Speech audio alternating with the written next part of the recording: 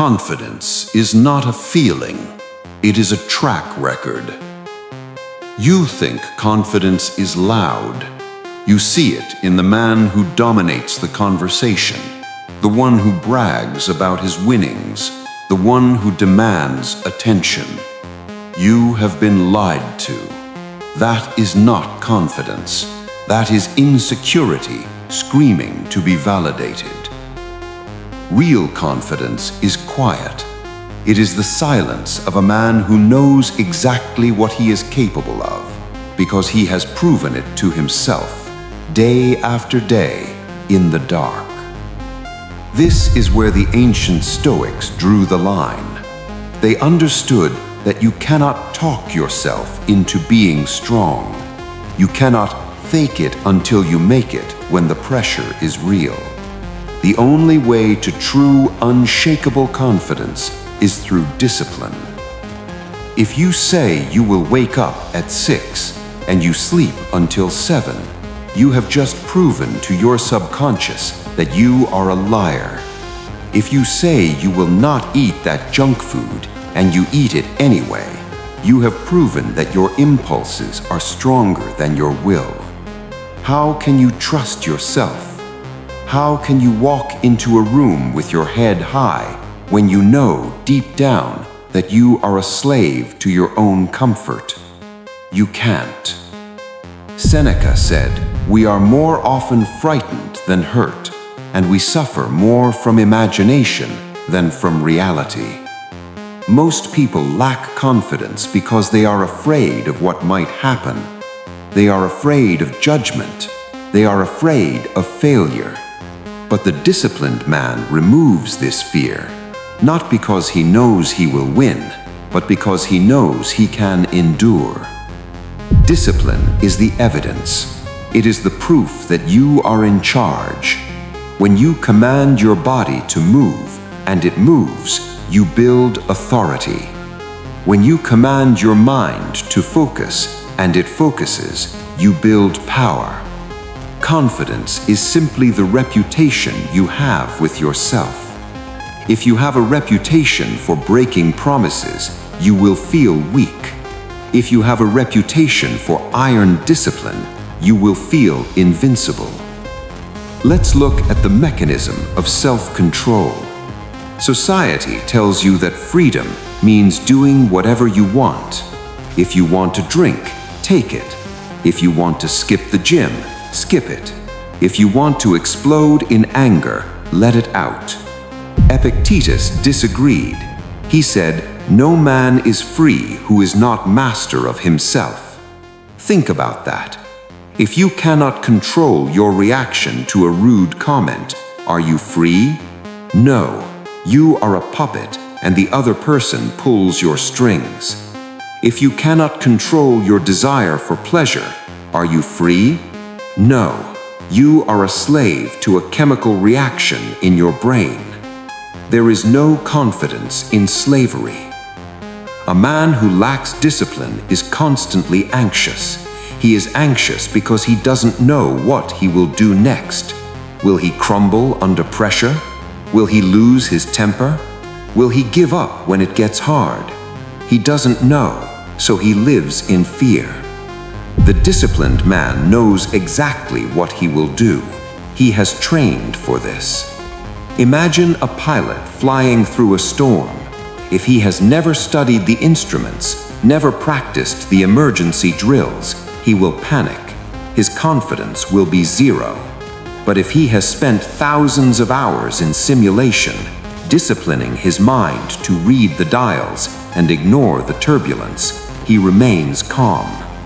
The storm is the same. The difference is the preparation.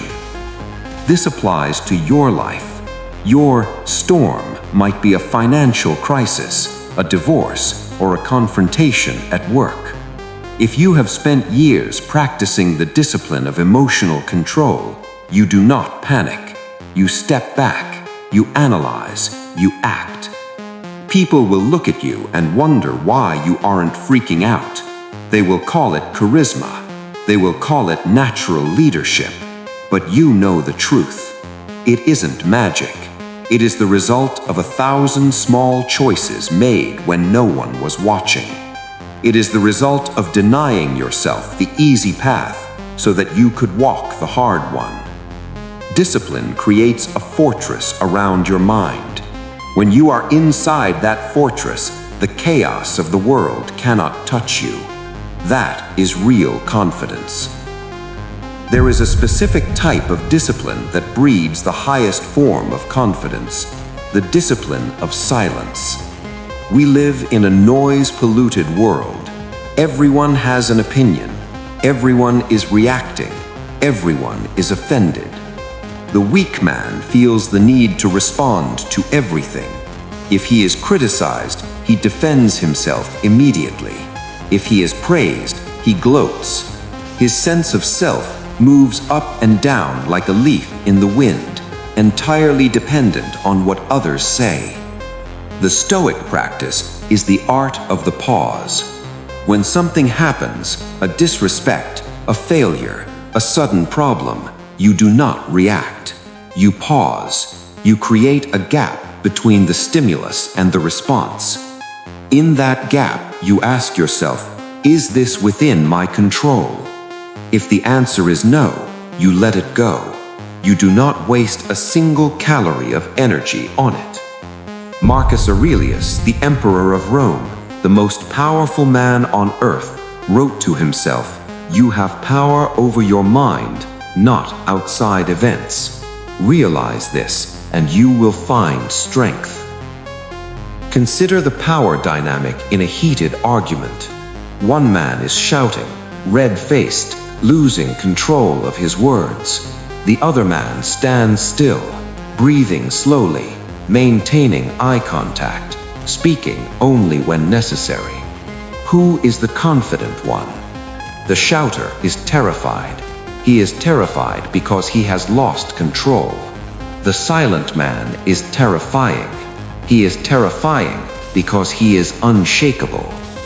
This emotional discipline tells the world, and more importantly, tells you that you are safe. You are safe because you are not reliant on external validation. If you need people to like you, you are their prisoner. If you need the world to be fair, you will be perpetually disappointed. But if you only need to respect your own conduct, you are free. The confidence of a disciplined man comes from the understanding that he can handle whatever is thrown at him. He doesn't need the path to be easy. He just needs his legs to be strong. So how do you build this? You do not buy a course. You do not wait for motivation. Motivation is for children. Discipline is for adults. You build it by keeping small promises. Start with the body. The body is the testing ground for the mind. If you cannot command your body to endure physical discomfort, you will never command your mind to endure emotional distress. Lift the heavy weight, run the extra mile, take the cold shower, not for the health benefits, but for the psychological benefits. You are teaching your brain that you are the boss, not your feelings. Every time you choose the hard right over the easy wrong, you add a brick to the wall of your confidence. When you are in a meeting and you want to speak just to be heard, discipline yourself to stay quiet. Listen. When you want to check your phone because you are bored, discipline yourself to sit with the boredom. When you want to blame your boss, your spouse, or the economy, discipline yourself to look in the mirror. This is the Stoic way. It is a refusal to be a victim. A victim cannot be confident. A victim is at the mercy of the world. A disciplined man is the architect of his own character. You must understand that nobody is coming to save you. Nobody is going to hand you self-esteem. You have to earn it, and the price is effort. The tragedy of modern men is that they want the feeling of a warrior without the scars of the battle. They want the calm of the monk without the hours of meditation. It does not work that way. As you begin to walk this path, you will notice a shift. You will stop caring about being the alpha or the loudest voice. You will stop needing to prove yourself to strangers on the internet. You will realize that the only approval that matters is your own, and your approval is hard to get. You know when you cut corners. You know when you gave 80% instead of 100%. You cannot lie to the man in the mirror. But when you finally earn that respect from yourself, you attain a level of confidence that is dangerous. Dangerous to the status quo.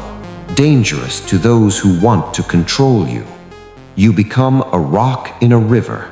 The water rushes around you. The debris crashes against you.